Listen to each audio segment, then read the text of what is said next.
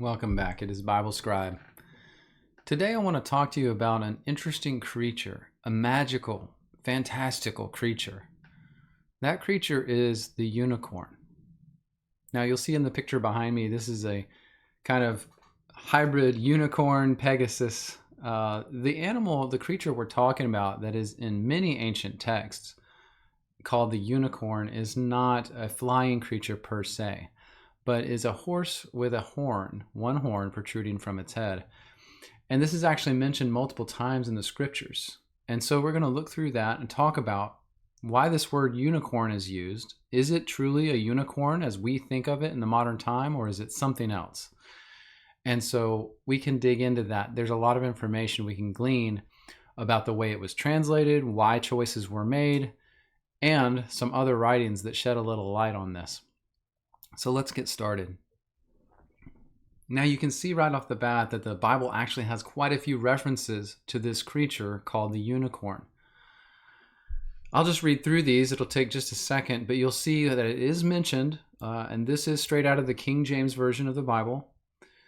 In Numbers 23:22, it says, God brought them out of Egypt. He hath, as it were, the strength of a unicorn.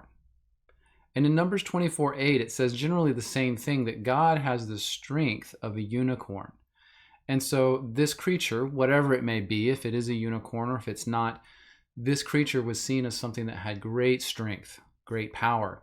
And so obviously using that as a comparison to God's power, being able to bring the Israelites out of Egypt.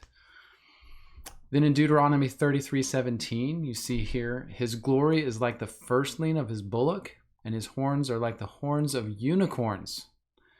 With them he shall push the people together to the ends of the earth. So again, using the unicorn as a way to compare God's strength, his glory. Job 39:9 says, will the unicorn be willing to serve thee or abide in thy crib? And then the next verse, verse 10, can thou bind the unicorn with his band in the furrow? Or will he harrow the valleys after thee? Will he chase thee? So obviously a unicorn, not something that could be tamed. This creature could not be tamed, was feisty, arrogant, aggressive. Psalm 22:21, save me from the lion's mouth, for thou hast heard me from the horns of the unicorns. And in 29:6, he makes them also to skip like a calf, Lebanon and Syrian like a young unicorn. Psalm 92:10, but my horn shalt thou exalt like the horn of a unicorn. I shall be anointed with fresh oil. And then finally in Isaiah 34:7, and the unicorns shall come down with them, and the bullocks with the bulls, and their land shall be soaked with blood, and their dust made fat with fatness. And this is, of course, a pronouncement of prophecy from God against, I believe, the nation of Edom, and talking about the unicorns, the bulls, the land would be soaked with blood. So there's the word. You see how many times it's used. It's not infrequent. Compared to other words, it's quite a few times that this word unicorn is used. Now, what we see, though, when we go to other translations in English, besides the King James, some of the newer translations translate this Hebrew word that is translated to unicorn in the King James.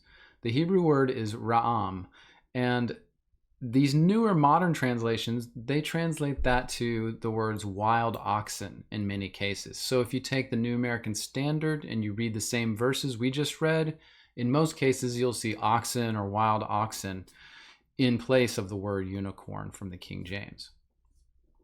Now there's a reason for that, an interesting reason for that. And the reason is that when the KJV translators translated the Bible, they specifically used, along with other writings, they used the Septuagint as part of their translation effort. So when they were translating a verse, they probably had copies of the Masoretic texts. They had other copies, including Latin and a Septuagint version.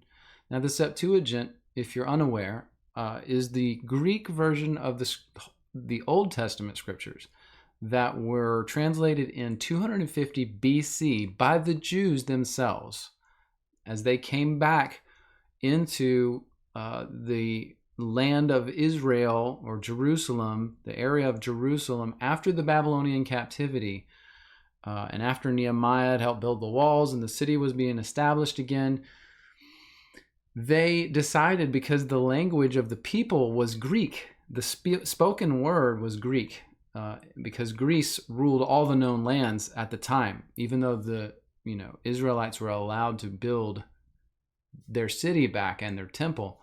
Still, the spoken language was Greek.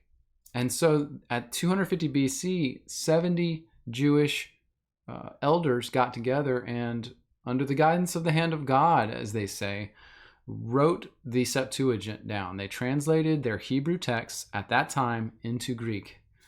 And when they did that, this word Ra'am in Hebrew was translated by those Jews into the word monokeros in Greek. And of course, mono means one and keros means horn. And so this is why when the King James translators looked at the Septuagint and saw this word monokeros, which literally means one horn, they used the word unicorn, which has a Latin root for the same exact two words, one and horn. And they used that word unicorn to translate this word. And I do believe that that was the correct way to interpret this word. And I'll just say this, look into my eyes when I say this, but I believe truly that the unicorn did exist. A horse creature, animal, a very strong-natured horse with a single horn in the middle of its head. I do believe it was a true creature that existed. It's not a myth. It was a real creature. Now, the interesting thing about that is that I say that, based on what we're reading here, but there's other evidences that this creature did exist. And I'm going to show you one in just a second. So the other place that I found unicorns, and it was just recently I ran across this because some of you may know I'm reading the book, The Travels of Marco Polo. Marco Polo traveled all through the Middle East, including further east to China and Siberia, those areas. He traveled from town to town, and in this book, he recounts all the things he found and the different oddities he found at each of the towns and provinces and cities that he traveled to. And let me just read for you. This is the Penguin Classics Marco Polo The Travels copy that I've got. And I'm going to read to you out of this from page, 76 and 77. This is in chapter 2, The Road to Cathay. And it's talking about a place called Badakhshan or Balashan. He says it's a country whose inhabitants worship Muhammad and have a language of their own. And it's ruled by hereditary kings of a lineage descended from King Alexander and the daughter of Darius, the great king of Persia. So those names may ring a bell, but this is supposedly, a province that was established by the King Alexander himself and the daughter of Darius, the great king of Persia, way back before the time of Christ. And it says in this section on Balashan or Badakhshan, it says, the district and the whole country is very cold. You should know that very good horses are bred here. They are great runners and are not shod with iron, though they are in constant use on mountain trails. There used to be horses in this country that were directly descended from Alexander's horse, Bucephalus, out of mares that had conceived from him, and they were all born like him with a horn on their forehead. Let me read that again. There used to be horses in this country directly descended from Alexander's horse, Bucephalus, that were conceived and born like him with a horn on their forehead. So it's interesting that this is said here. Now, there are actually a few different translations of this work of Marco Polo, and some of them use the word mark instead of horn. But the interesting and telling fact about this is that Alexander's horse's name, Bucephalus, the word Buse means ox, Encephalus means head. So why would you name a horse ox head unless it had a horn on its head? Pretty interesting, huh?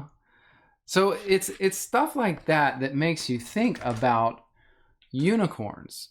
It seems from what we saw in the scriptures themselves that the unicorn was a real creature, a horse, a strong horse, known for its strength and power, but it had a horn in the center of its head. And we know that because of the words they used to translate this back hundreds of years before Christ.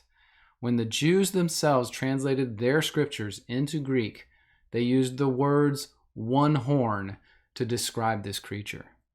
And then now we see in other writings throughout history, Marco Polo in the 1200s AD, where they're still talking about this animal, that it was descended from a long lineage of this breed of horse-like creature. So to me, this is one of those things we need to think about. When we hear people say, oh, this is a myth, that's a myth, you think of these legendary creatures like dragons, for instance. Oh, that's a myth. It's mythological. It's legend. It's not real. Well, apparently some of these creatures were real. And the more I study these things, the more I read these ancient historical writings, and again, if you're not going to do the work to read writings like this and find out for yourself, then you will never know, and you might as well consider them myth. But we're talking about hundreds and thousands in some cases of years ago. How do we know what animals existed? Apparently there was a breed of horse that had a single horn on its head, called a unicorn. Thank you for joining me this time on Bible Scribe. God bless you in your research. Take care.